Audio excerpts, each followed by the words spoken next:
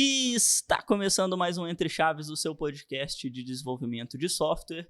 E hoje nós vamos descobrir como os hackers sabem tudo sobre nós, né? E, bom, para descobrir isso, nós vamos falar do OSINT, né? Que é uma sigla para Open Source Intelligence, né? Ou inteligência de fontes abertas aí, né? Então é algo que tem muito a ver não só com a área da segurança, né? Mas vamos descobrir aqui ao longo do nosso episódio. Para isso, estamos aqui com a Fernandinha. E aí, Champs, e aí, galera? Pois é, hoje a gente vai descobrir como que essa galera, né, pega os nossos dados que estão disponíveis aí nas redes e utiliza para benefício próprio. Então, bora lá. Exato. Para falar sobre isso aqui com a gente, trouxemos o Vitor. E aí, Vitor, bom? E aí, fala galera, beleza? Sou o Vitor, engenheiro de segurança aqui da DTI. Vamos discutir aí um pouquinho desse tema aí, que é bem bacana. E é isso, estamos aqui também com o Ian. E aí, pessoal, eu sou o Ian, trabalhei um tempo com o Vitor aí em segurança. Hoje eu não atuo mais na área, mas continuo sendo um entusiasta aí nos estudos de segurança. Sendo um golpista, né? Sendo um golpista nas horas vagas, exatamente. Importante falar, né, que antes do episódio aqui estávamos falando do Ian como um golpista, né? Exatamente, né? A gente, nas vacas magras, né, a gente tem que abusar do que tem, né? Mas para não manchar a imagem do nosso colega, vamos referi-lo a ele como engenheiro de cibersegurança. É o nome né? mais bonito, né? Sim. Mais bacana.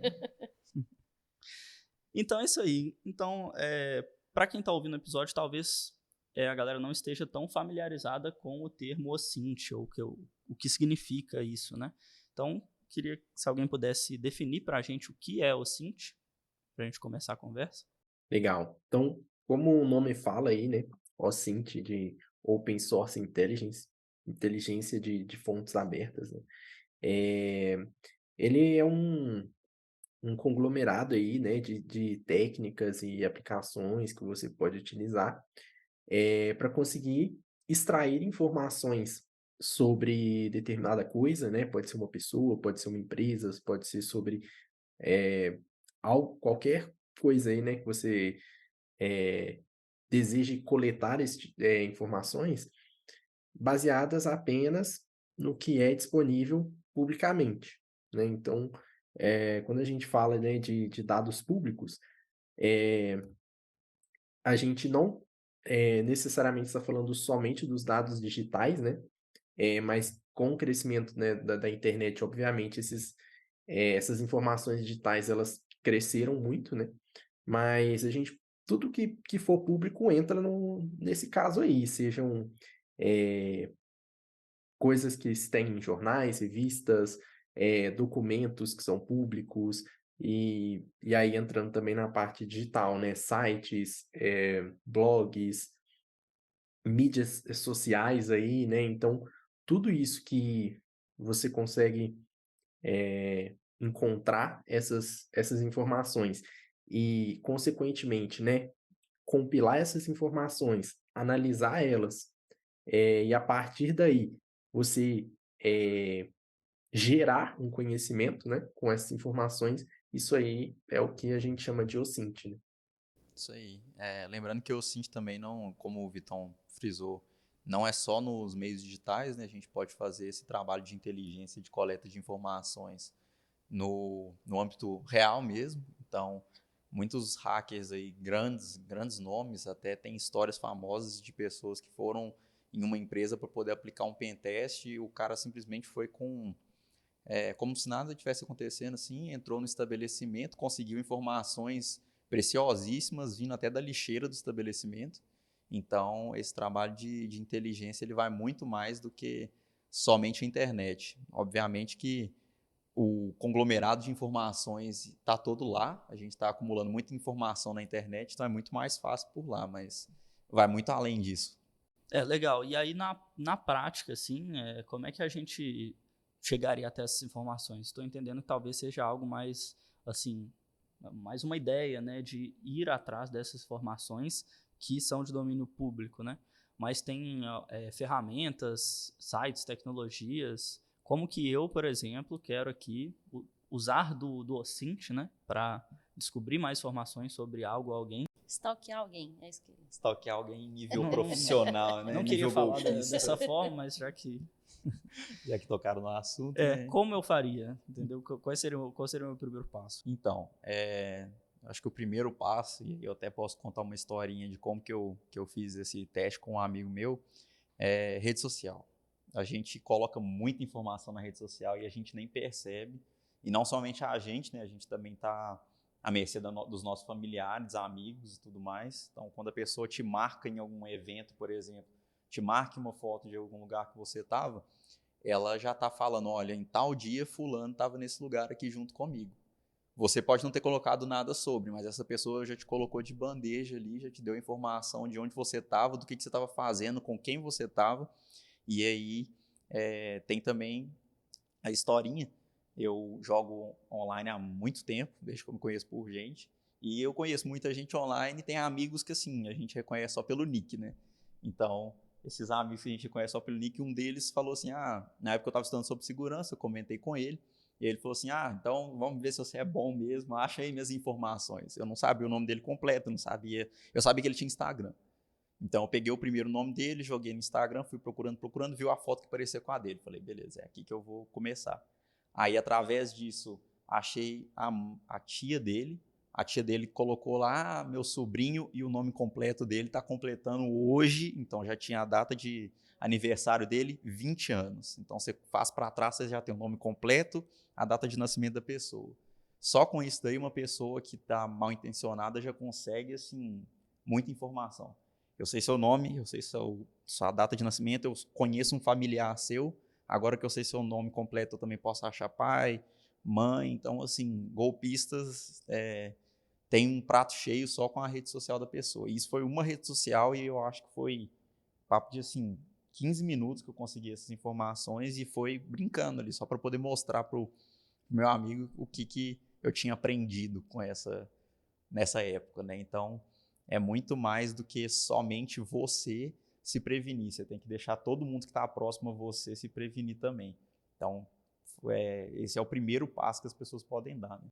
É muito doido, assim, que eu sempre saio desses episódios de segurança querendo deletar minhas redes sociais, não ter mais, Sumir não ter do mais mundo, né? aplicativo do banco no celular, não dar meus dados nunca mais para ninguém nesses, sabe, Farmácia, né? na farmácia. Vender todos os meus eletrônicos e Mas morar na praia. é muito doido, porque realmente a gente produz muito dado sobre a gente, né? Assim, rede social. Eu fiquei pensando também, esses assistentes também, né? Tipo, Google, nanana. Tudo bem que isso não é público, né? Enfim, não sei. Mas assim, a gente produz muita coisa sobre a gente. E a gente é um prato cheio mesmo. Eu fiquei lembrando de um perfil no TikTok que eu vi há algum tempo atrás, que o cara ele ficava falando assim: eu conheço todo mundo do mundo. E o clickbait dele era esse, né? Conheço todo mundo do mundo. E aí ele pegava sempre alguém no comentário, a pessoa falava assim, também era tipo isso. Era um nickname lá que não tinha muita informação, a pessoa conseguia encontrar e falava assim, porque sua avó chama isso e você era da cidade tal, e a galera ficava assim, não, o cara é evidente. Mas eu tenho certeza que ele fazia um trabalho igual esse. Não, e é legal o que você falou de, eu quero apagar minhas redes, não sei o quê, porque eu acho que não tem como dar esse passo para trás mais. Não Você tem, pode exatamente. apagar tudo, você pode fazer o que for. Os dados já estão lá, né? Tipo assim, então é bem difícil se prevenir. Eu acho que a gente vai chegar nesse ponto da conversa ainda, mas mesmo que você apague tudo e daqui para frente você seja impecável aí na segurança, eu acho muito difícil, né, da gente se resguardar dessa forma, de não deixar rastros digitais nossos, né? Tipo, Ainda assim, porque, como o Ian disse aí, né, tem algumas coisas que a gente também está à mercê aí dos nossos amigos, né, tipo, nas redes sociais deles, dos nossos familiares, e não só em redes sociais, né, você ser uma pessoa sem registros é impossível, né, então, assim, existem coisas que, né, podem ter coisas aí que às vezes até não deveriam estar disponíveis publicamente, mas por algum erro ou por alguma questão está, né? Então, às vezes você consegue coisas, né, do governo, registro do governo, sobre uma pessoa, sobre um CPF, dados, né, sei lá, de compras de de banco, de casa, esse tipo de coisa assim, que pode ser, né, como eu disse, que às vezes nem deveria estar, mas você utilizando, fazendo uma boa pesquisa, você acaba encontrando ali, por algum engano, né. Você falou de recibo, né? Eu fiquei até pensando também, esses deliveries que a gente recebe em casa com a sacola do negócio, você dependendo de como você descarta ali, também já tem um tanto de dado, né? Tanto delivery quanto qualquer encomenda Sim, que você recebe, já tem um tanto de coisa. Se as pessoas ficarem fazendo esse tipo de engenharia social, de ir buscar, né, sei lá, na lixeira, igual você é, comentou, você consegue com certeza achar dados de pessoas que moram ali numa região, por exemplo, e conseguir, né, fazer, sei lá, algum tipo de uso malicioso dessas informações, né?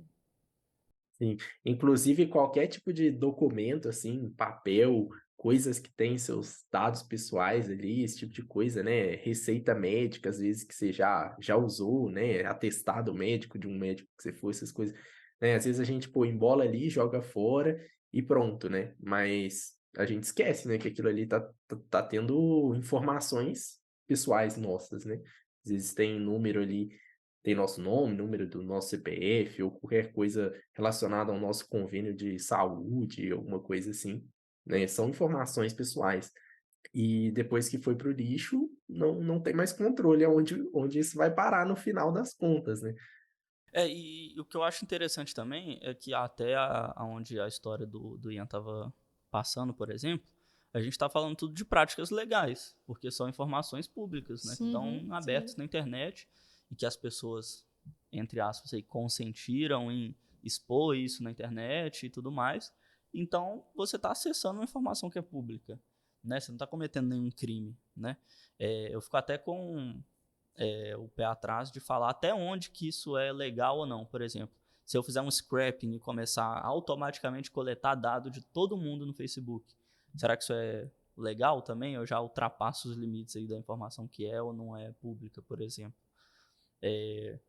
Mas enfim, eu acho que aí já cai talvez numa ideia de querer usufruir dessas informações para o bem ou para o mal, mas de uma maneira mais funcional, digamos assim, né? E não tão manual, assim, né? E eu acho que é essa pergunta que eu queria emendar agora, assim, né? Como é que a gente pode usar do OSINT, né? Pensando aqui para o bem, né? Para defender nossas aplicações ou para coletar informações que nos ajudem aí em alguma forma na área de segurança. Tem alguma aplicabilidade? Tem algum tipo de fonte de dado que é mais comum, né, das empresas, das pessoas utilizarem para projeto de software mesmo? Bom, eu acho que a maneira mais fácil da gente fazer isso para benefício próprio é fazendo o OSINT em cima da gente, em cima da nossa própria empresa. Mais um caso aí, eu tinha aberto um CNPJ de uma empresa há tempos atrás, CNPJ meu mesmo, amei, e você tem que passar um endereço de onde vai ser o CNPJ. Na época eu nem estudava praticamente nada de segurança, eu era bem mais novo. Eu fui e coloquei o endereço na minha casa. E assim, é questão de dias para que, igual o Champa estava falando, de um scrap chegar lá, pegar, esse CPF daqui, esse CNPJ daqui, ele tem esse endereço para essa pessoa, aí cai e-mail, cai telefone. Então o cara tem seu nome completo, ele tem endereço de onde você mora, que é mais absurdo ainda. E eu só fui descobrir isso quando eu comecei a estudar sobre segurança, fiz uma busca no Google, que a gente vai chegar lá também, e achei todos os meus dados, falei, nossa, eu preciso tirar isso daqui urgente do ar, porque se o meu objetivo é ficar seguro, eu também não posso deixar as coisas abertas. Então, aplicar as técnicas de OSINT em você mesmo, na sua própria empresa, ou no ramo que você estiver direcionando essas táticas, eu acho que é a melhor maneira de você conseguir descobrir, porque você descobrindo onde estão esses dados, você consegue entrar em contato até por conta da LGPD também. Você consegue entrar em contato e pedir, olha, eu quero a remoção desses meus dados. Os dados são meus, eu posso escolher editar, adicionar mais, posso remover. Tudo questão da LGPD, a gente já tem algumas apresentações sobre a LGPD também muito interessantes, fazendo um jabazinho, mas com essas técnicas você já vai conseguir dar uma busca boa, dar uma prevenida boa nisso. E para a empresa, você pode usar isso também como busca de outras empresas, fazer uma inteligência de mercado, igual o Vitor falou no começo também. Então é muito interessante abusar dessa inteligência tanto para você quanto para outras coisas que você pode se beneficiar com isso, desde que seja legal, né? Desde também não abuse do que você aprendeu. A gente pode utilizar essas técnicas muitas vezes da mesma forma que pessoas mal intencionadas querem utilizar, né? Mas é bem parecido mesmo com o que a gente faz quando a gente pensa na ideia do pentest, né? A gente quer descobrir, né, as nossas falhas antes que outras pessoas descubram, né? Então isso é uma aplicação. Mas uma aplicação do OSINT também é a própria parte de monitoramento, né? Então você buscar identificação de ameaças, por exemplo, né? Participação de fóruns, às vezes, que são ligados à segurança, que possuem ali hackers que fazem parte, né? Você consegue, às vezes, ali ter algum insight sobre tipos de ataques que tá rolando atualmente, né? Se manter atualizado, porque os hackers estão sempre atualizando as formas como eles atacam as pessoas e as empresas. Então, você fazer esse monitoramento com o Cint pode te ajudar a estar atualizado também, né? Que tipos de vulnerabilidades que estão sendo exploradas nos sistemas, em quais tecnologias, né? Então, você pode antecipar, né, essas ameaças e tomar medidas, né, e crescer as defesas do seu produto, da sua empresa. Então, toda essa parte aí de tanto de ameaças quanto de vulnerabilidades, né, entender que tipos de vírus que estão usando, para quais finalidades, qual tipo de pessoa tá sendo exposta a isso, né, qual o público-alvo de ataques, esse tipo de coisa. Eh, São aí aplicações, né, que a gente pode, que na verdade aí é a inteligência de ameaças mesmo, né, que o OSINT pode ajudar a gente a se defender. Tá curtindo o episódio? Então segue a gente aqui no Spotify e deixa sua avaliação.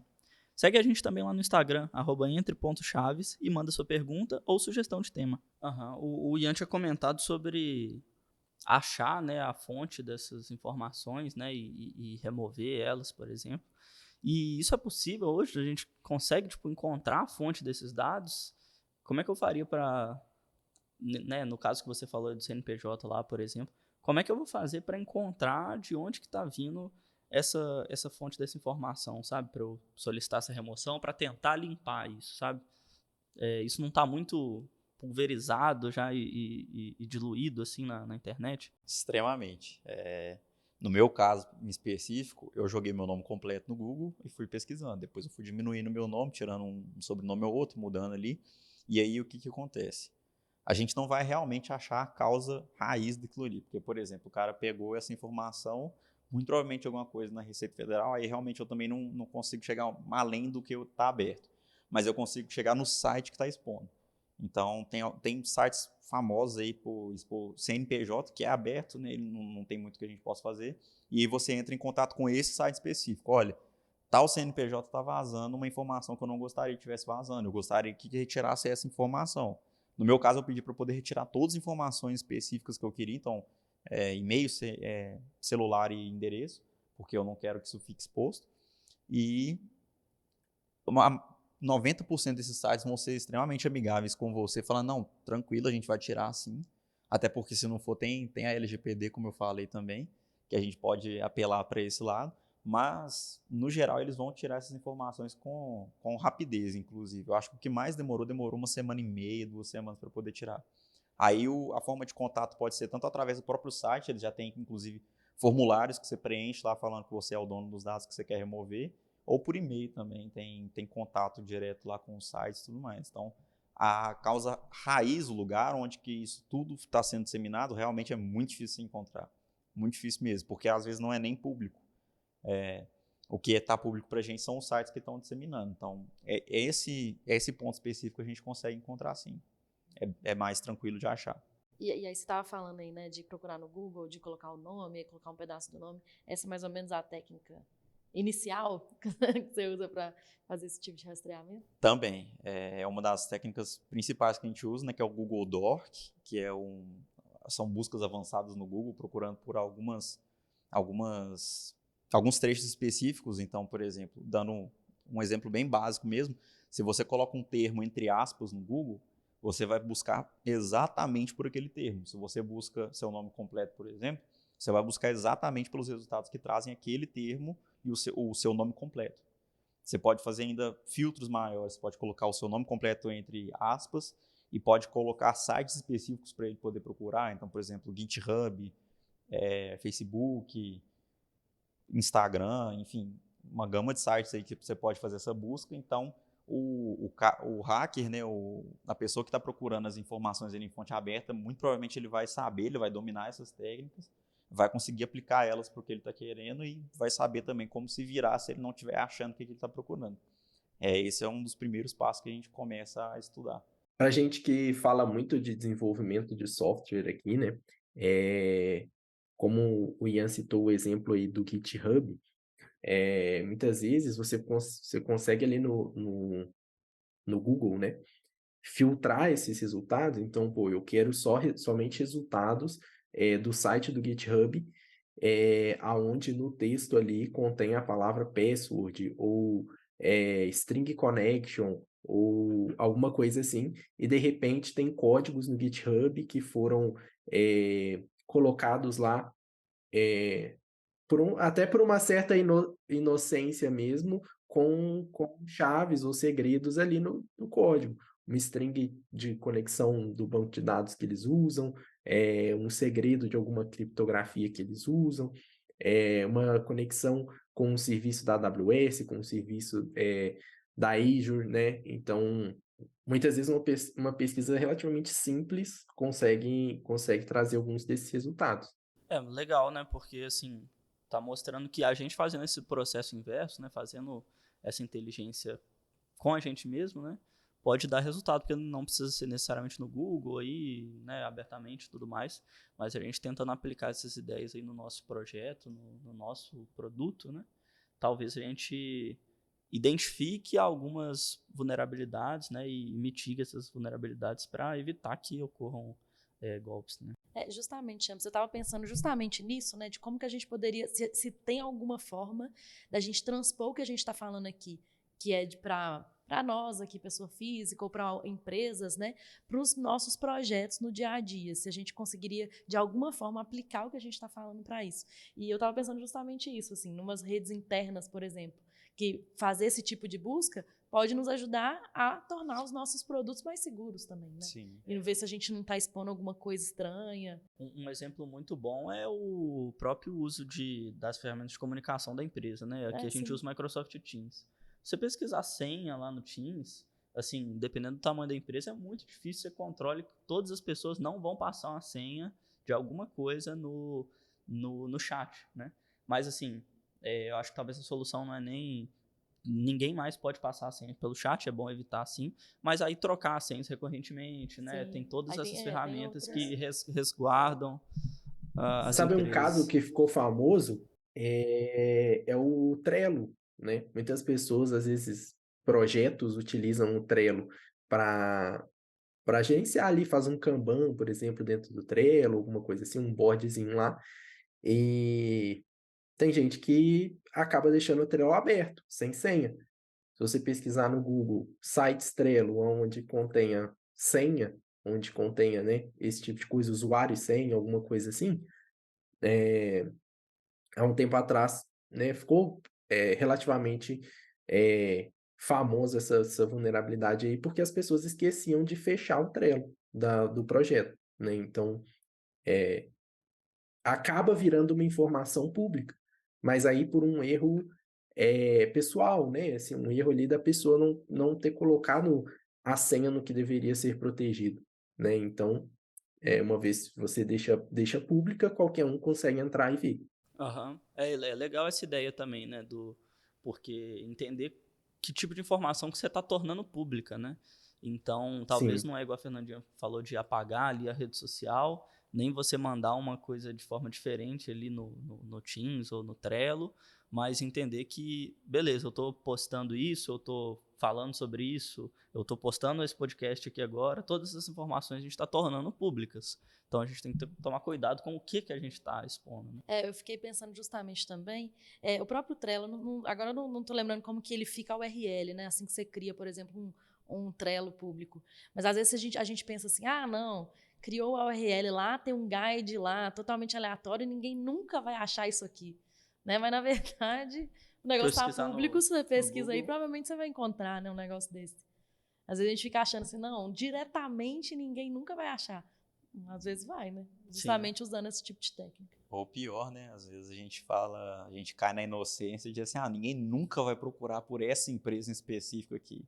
Ninguém nunca vai procurar esse termo aqui que eu coloquei no meu Trello. É aí que você... É aí que Ou que ninguém nunca vai procurar a gente, né? Fala assim, o que as pessoas querem que esse povo comigo? quer com meus né? dados? Exatamente. Só que as pessoas dão golpe em qualquer um, né? Assim, as pessoas que... quem nunca recebeu aí SMS ou mensagem no WhatsApp de alguém querendo aí pegar um dinheirinho fácil, né? Então... Exatamente. E aí vocês já entraram até num ponto que é as consequências disso, né? No final das contas, o que a gente se preocupa, seja enquanto pessoa física, enquanto, né, produtos digitais aí, são os ataques, né? E eu queria levantar a importância disso mesmo, porque falando do Geocint, de informações públicas e do quanto que a gente está evoluindo em termos de inteligência artificial e tudo mais, eu acho que a tendência é que os ataques fiquem cada vez mais precisos, né? Porque a gente tem cada vez mais informação aberta e cada vez mais capacidade de processar essa informação para criar golpes mais mirabolantes, né? Então, assim, hoje em dia você está expondo um áudio seu na internet, né? Você já consegue reproduzir a voz da pessoa. Então, a partir daí já pode desembolar milhares de golpes diferentes, cada vez mais perigosos, assim, mais convincentes, né? Então, eu acho que essa ideia ganha mais importância ainda, né? O que vocês acham? Isso é principalmente questão de inteligência artificial, que cada dia mais a gente não sabe nem diferenciar o que é um vídeo de verdade e o que é um vídeo gerado por inteligência artificial.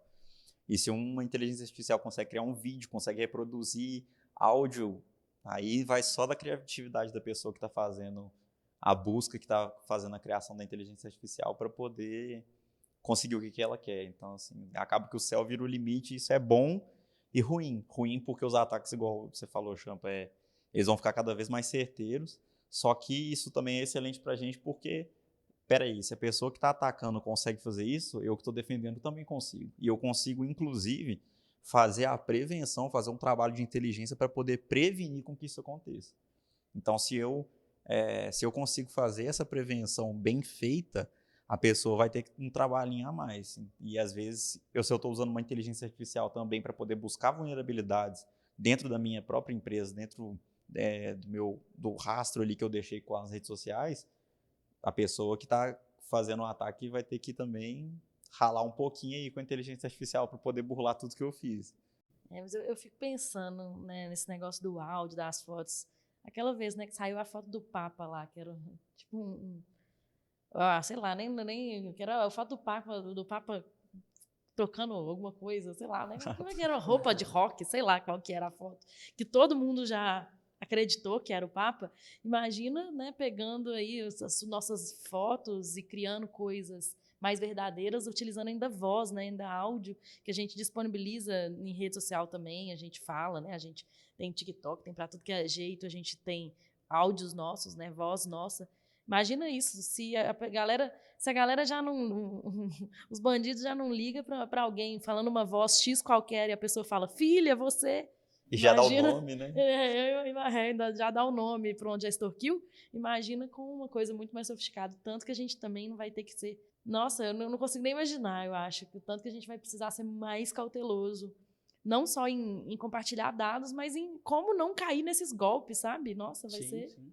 Essa questão dos dados também, um ponto interessante, que eu até falei sobre ele, é a questão dos metadados, né?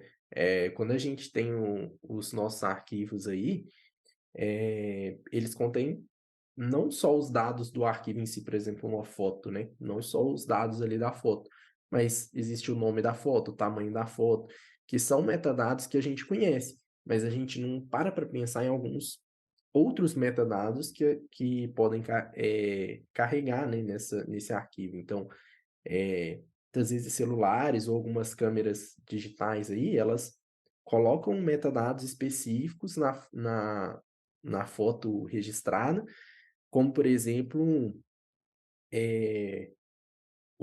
a localização. Então, se você olhar um metadado de uma foto, às vezes você consegue achar a latitude e longitude que ela foi tirada, só jogar no Google aí mesmo, você tem o ponto exato de onde aquela foto tinha sido tirada, né? E isso aí, às vezes, a gente, sem, sem conhecimento mesmo, né, compartilha diversos arquivos que carregam metadados e que a gente nem sabe que está disponível ali, né? Sobre isso também, né? Eu acho que a solução, digamos assim, né, se é que temos saída, ela passa muito além do que só você se prevenir ali o que você posta e tudo mais. Ela passa por legislação, né? A LGPD está engatinhando, mas eu acho que cada vez mais vai ter que ser aprimorada a legislação sobre esse tipo de coisa.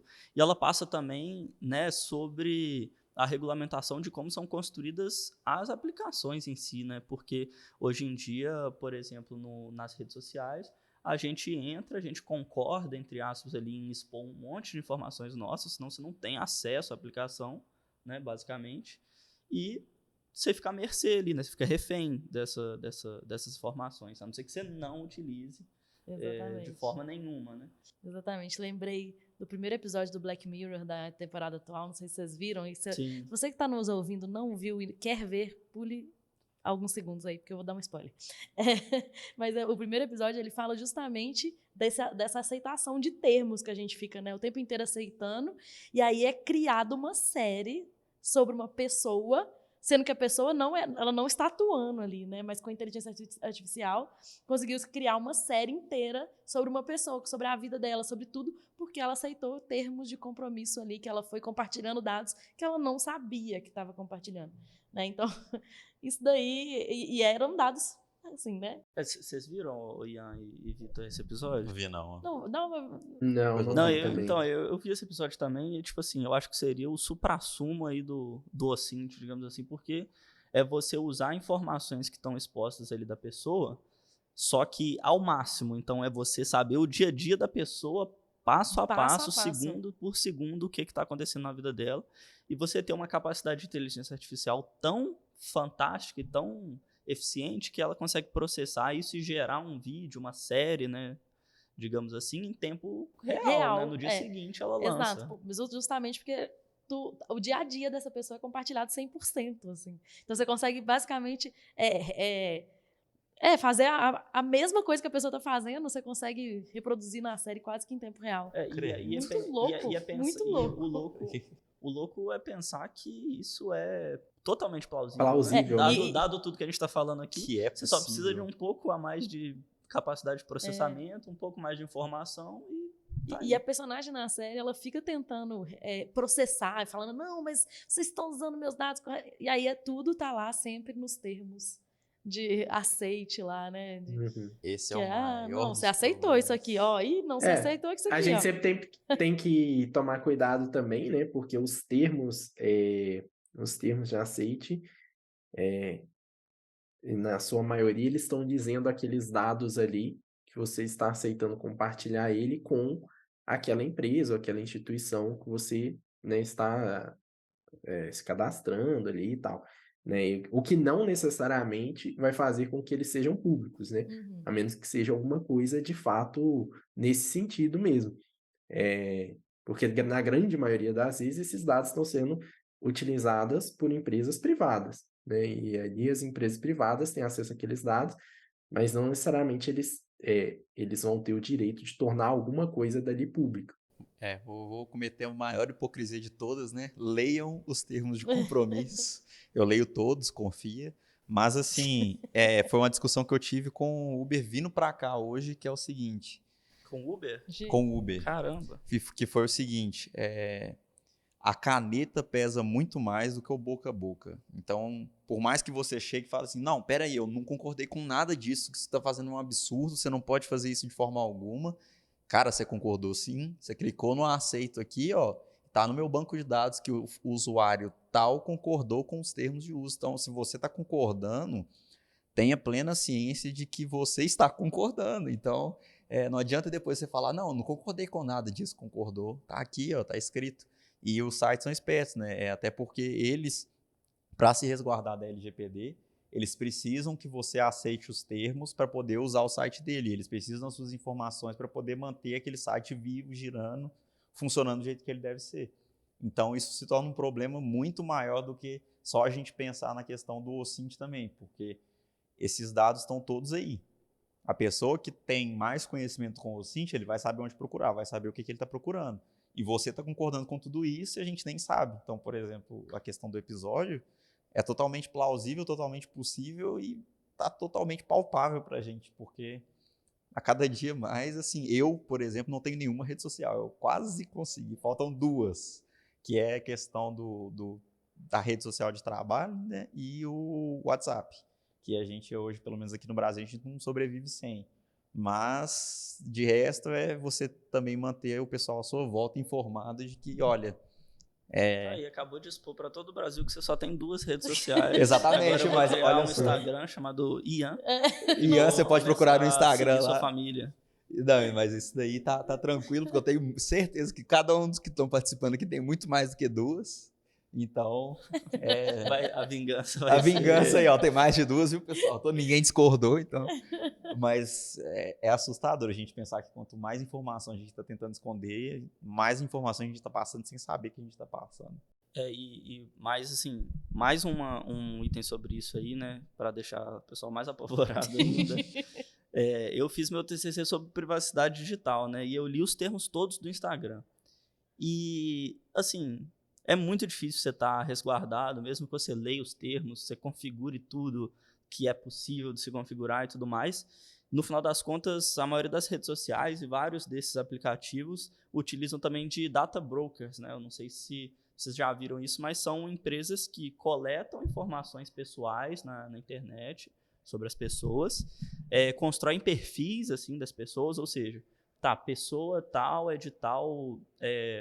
lugar, né, geograficamente, gosta de tais coisas, tem tais comportamentos e traça esses perfis e associa as pessoas, né? Então, as redes sociais, por exemplo, são grandes consumidores desses data brokers. Eles compram essas informações deles para ter mais precisão sobre que tipo de perfil que você tem e o que ele vai te recomendar. E no geral, de propaganda e de o que conteúdo. você acha que os data brokers usam?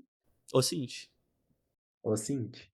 Pois é, exatamente isso, porque no final das contas, esses data brokers não são criminosos, né? Eles têm que atuar no limite da lei ali. Exatamente. Então, eles não estão fazendo nada de ilegal até então, né? Eles estão atuando ali até onde eles podem. Imagino que você deve poder chegar e pedir para remover suas informações de lá, por exemplo, se você achar algum desses data brokers e tudo mais, para tentar se proteger. Mas é só para a gente ver que, assim, mesmo com a questão do termo de aceite e tal... Você pode discordar em compartilhar qualquer dado com o Facebook, por exemplo. Ele ainda vai estar comprando seu dado de uma outra empresa, sabe? Então, assim, é bem complicado essa situação mesmo. E aí eu fico pensando até nesses novos, né, que a gente também tem usado bastante, o GPT mesmo, o Copilot, e o termo de aceite deles, assim, esses termos de aceite, eles sempre são meio confusos, assim, você nunca sabe, você nunca tem 100% assim, de certeza que você está 100% seguro. Não sei se vocês também têm essa sensação, mas eu acho que esse é um outro problema que a gente tem, né? De, poxa, será que eu estou colocando meu código aqui no Copilot, por exemplo, e ele não está realmente utilizando para nada? Não está aprendendo com isso? Ou será que eu não estou fazendo uma pesquisa aqui, colocando um dado confidencial aqui no ChatGPT? Ele realmente não está usando isso aqui para nada? Você fica sempre nesse negócio, né? E aí você acaba optando por não compartilhar e às vezes está perdendo aí uma evolução gigante, né? Um ganho de produtividade gigante, porque a gente fica meio receoso do que compartilhar e o que não compartilhar. Né? Exatamente. E assim, para fazer uma analogia com xadrez, né, para quem gosta, essas empresas elas usam de 2 peças para poder deixar em xeque a pessoa que está lendo os termos. a torre e a rainha, né? A torre é a questão do data broker, então beleza, você pode até discordar dos meus termos, sem problema, vou deixar você usar a minha plataforma, mas eu vou conseguir todas as informações que você está discordando através de outros lugares. E a rainha que assim, beleza, você não quer concordar com os meus termos, você não vai usar minha rede social. Acabou, você não cria sua conta, você não loga, você não faz nada. Então assim, você pode até discordar. Igual o Champa leu todo o termo do Instagram, você pode ler todo o termo do Instagram, você pode chegar no final e falar, não concordo. Ok, você não vai usar. Então, no final das contas, o que você vai ter que fazer? Aceitar. Você vai aceitar não tem não muito aceitando. outro jeito, né? Justamente. Exatamente. No final das contas, eu li tudo, discordei de tudo. E concordou continua porque precisa tendo usar. uma Exatamente. rede social, é isso. Acho que você perguntou do data broker, né? Vamos pegar aí para uma pessoa que é mais leiga. Primeiro você precisa saber o que é o OSINT. Se você sabe o que é o OSINT, você já deu um grande passo na segurança. Só que você tem que o segundo grande passo, você tem que começar a estudar bastante sobre os termos que usam dentro do OSINT. Data broker, por exemplo, é uma coisa que eu duvido que a maioria das pessoas conheça o que é um data broker. Então, por exemplo, pode ser até que tenha como você chegar na internet, procurar sobre o data broker e pedir para poder tirar seus dados de lá. Eu acho mais difícil ainda deles deixarem aberto, assim, que é uma empresa de data broker com um site bonitinho. Eles devem tentar fazer de tudo para poder burlar isso. E como é um produto pago, você não vai ter acesso a tudo que eles têm armazenado sobre você. Então, você vai tirar o quê? Eles podem simplesmente chegar e falar, eu não tenho isso aqui, não. Como é que você truca? Não, tem sim. Como é que você sabe? Você pagou pelos meus produtos? Então, fica mais difícil ainda. E para você chegar no data broker, você precisa saber o que é um data broker. Então, tem mais uma barreira aí das pessoas. Não, exatamente, tipo assim, eu sou um grande defensor, eu acho que fico até com as emoções à flor da pele na hora de falar isso, mas eu sou um grande defensor de que a privacidade, né, o controle dos dados, ele deveria vir como padrão para tudo. Exatamente. E assim, porque é injusto. Olha o que você está me falando. Você está me falando que até as pessoas técnicas igual a gente, que entende pra caramba de tecnologia, de desenvolvimento, vai ter uma grande dificuldade ali em chegar num nível de conseguir não expor nossas informações na internet. Então, olha a dificuldade, como que isso é injusto com todas as outras pessoas que às vezes vão estar mais vulneráveis a esse tipo de golpe, né? Então, assim, eu sou um defensor de que a segurança e a privacidade deveriam ser o funcionamento padrão dos softwares, mas para isso eu acho que precisa de mais do que só a gente se proteger, né? Precisa de uma legislação, de uma regulamentação que às vezes vai tornar ali inviável até financeiramente para a empresa agir dessa forma. Então, para ela vai ser mais viável agir de maneira a respeitar a privacidade. Mas você não acha que a LGPD ela veio, talvez, né, um passo nessa direção? Com certeza. Eu acho que sim, mas historicamente a legislação nunca conseguiu acompanhar a velocidade da tecnologia. Com certeza, né? Então, enquanto a LGPD está discutindo né, a gente já está lá no X, né? Exatamente. Né, eu boto fé. Então, não querendo tirar nossas esperanças, eu acho que, inclusive, igual o Ian comentou antes, a gente pode usar a tecnologia a nosso favor. A gente pode usar a inteligência artificial, blockchain, todas as tecnologias a nosso favor para tentar garantir mais segurança, né? Então, tem um caminho aí para ser seguido que talvez a gente alcance, mas, por enquanto, é um sonho. Vou deixar mais um medinho, assim, uma pulga atrás da orelha do pessoal. Infelizmente. O pessoal já tá treinando. Não, só para o pessoal poder finalizar. Já tá ali no delete ali, ó. Você tem certeza? Jogar o celular no chão, na parede. Social, tá ali, ó. Mas assim, se as pessoas que fazem concurso público para as mais diversas áreas, os concursos públicos eles expõem algumas coisas. Um amigo próximo meu, a gente foi fazer esse OSINT com ele também e tinha o RG exposto. Não só dele, como de todos os concorrentes ali do concurso público. Virou mesário. De várias áreas. Só que o problema é, como é que você chega e pede, olha, remove isso daqui. Como é que ele vai remover só o seu? Isso é um dado público, você fez aquele concurso, você prestou aquele concurso. Tá ali o seu número de inscrição, tá ali o seu nome. Então, nem tudo que você encontrar, você vai conseguir retirar. Isso é um grande problema que a gente vai ter que enfrentar e esperar que a LGPD deixe de engatinhar e comece a andar para a gente poder chegar até para os órgãos públicos e falar, olha, eu preciso que isso seja retirado. E eles consigam retirar. Mas, para poder também deixar o pessoal mais tranquilo, né? Procura seu nome, É né? Procura seu nome, conheça seus direitos, principalmente com relação à LGPD. A gente tinha um ditado que a internet é terra sem lei, mas isso está mudando aos poucos. Que bom que está mudando, né? Que bom que tem por onde começar.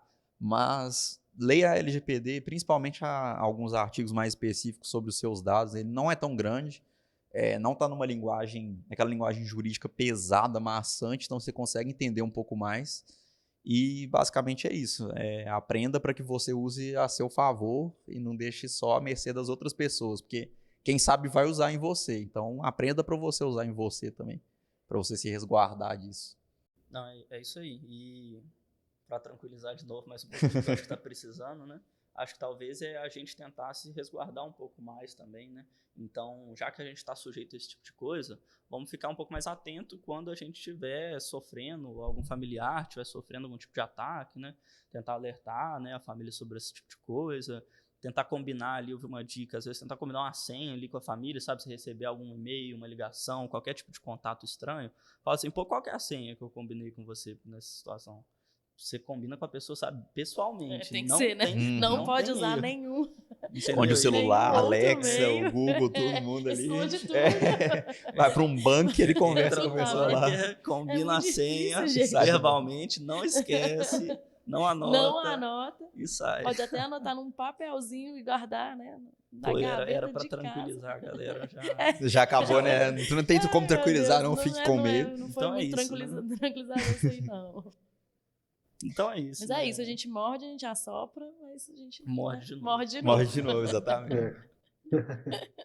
Então é isso, galera. Eu achei que o papo foi super interessante, Muito assim, bom. até para entender um pouco melhor de como que esse tipo de coisa acontece, né? Como que a gente pode estar sujeito a esse tipo de ataque e como a gente se atentar e talvez até investir mais em se defender usando a mesma fonte de informação, né? Então, queria agradecer a participação dos nossos convidados, da Fernandinha, e até a próxima. Até mais. Até mais, gente. pessoal. Valeu, Tchau, tchau. galera. Até a próxima.